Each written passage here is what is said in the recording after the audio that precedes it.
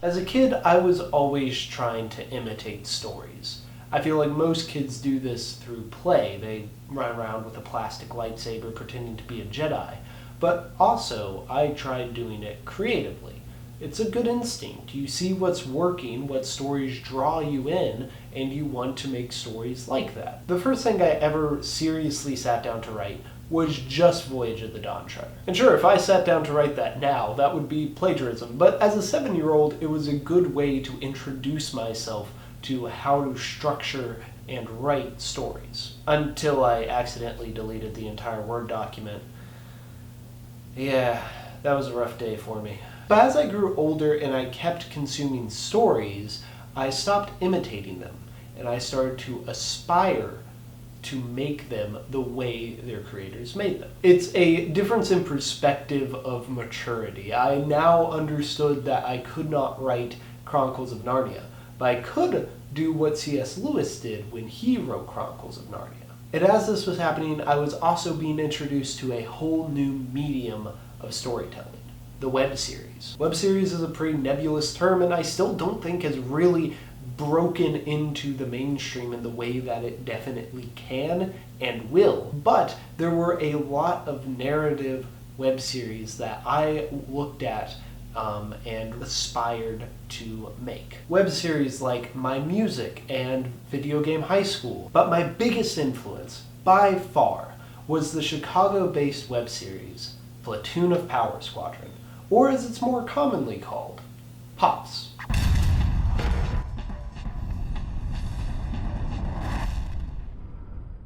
It's about 4 roommates who also just happen to all have superpowers. What's a superpower? She means superpowers aren't real. I mean that. But it's not exactly a superhero show, or at least not in the conventional sense. There is a big bad, but he is largely unaware of the vast majority of the characters till the end.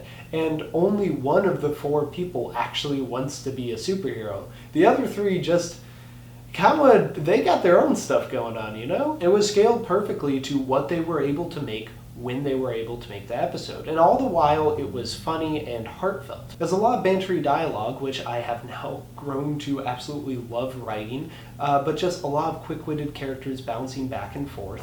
I can't believe how much you risked just because you happen to have saved this girl once before. It's fate. It was a coincidence. Did you hear my statistics? You made those up! And throughout its years of production, it never failed to maintain great characters, which were able to carry the story through many years of release and production and varying levels of quality. Also, just hands down, and this is probably because I watched it so many times, it's just very quotable. Friendship's an oath. We're kidnappers. He's not a kid. Oh good. Now this isn't weird at all. I move matter. That makes you fly? I am matter. I have my tacos. You have your tacos. Isn't that enough? Taco! Everywhere You're arguing time travel theory with a time traveler. Booch! Boosh! Booch! Are you okay? Has your windpipe collapsed? Oh, and all the warehouse scenes, all of them, just chock full of amazing dialogue. Once I do become proficient with it, I'll be the obvious choice as a team leader for a stabbings division. It's great, I love it, so many good lines. But what really kept me engaged was the progression of quality. This is what the last shot of the first episode looks like. Dude, I had you convulsing on the ground. Thanks for fight night, guys. And this is what the last shot of the last episode looks like.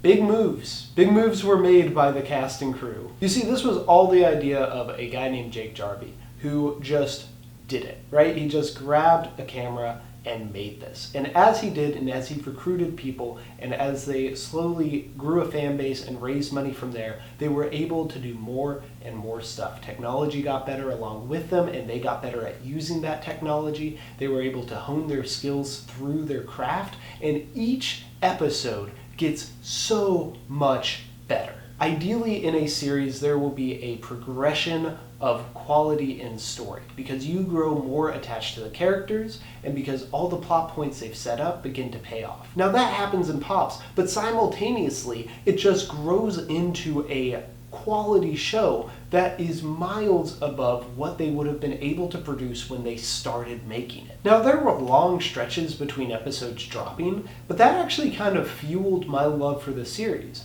because it meant once an episode dropped, I wanted to go back and rewatch everything up to it so I was caught up. And two, what Jake did was he kept his viewers updated. Each week he would make an update! And it's been another week. Now sometimes those were just more vlogish, sometimes they were more let's get nitty gritty into the details about how we're making this show. But I've finished the visual effects, and now I'm just doing fixes, and I've done a pass on the sound. Next I'm going to go to color correction after I do these visual effects passes. But what it always was exciting, because you got to see the progression of an episode up until its release. You get a character list, so that you know all the characters that you have to find cast for. A location breakdown, it breaks the scenes down by locations. That's very handy. This is the character scene breakdown, a character and all the scenes in the script that they're in. And for someone like me, who has seen this and being like, man, I hope someday I can do something like that. It was great, because it was pulling back the curtains and showing me how someone took this from a very crappy looking, kind of awkwardly paced first episode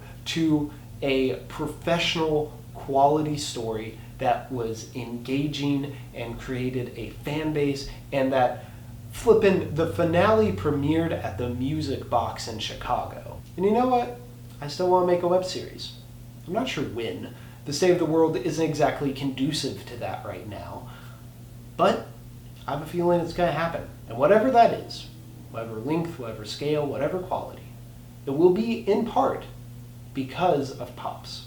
Because of all the hard work that Jake and his friends put in to make that series. So, to everyone involved in Platoon of Power Squadron, thank you. Not just for a great series, but also for inspiration.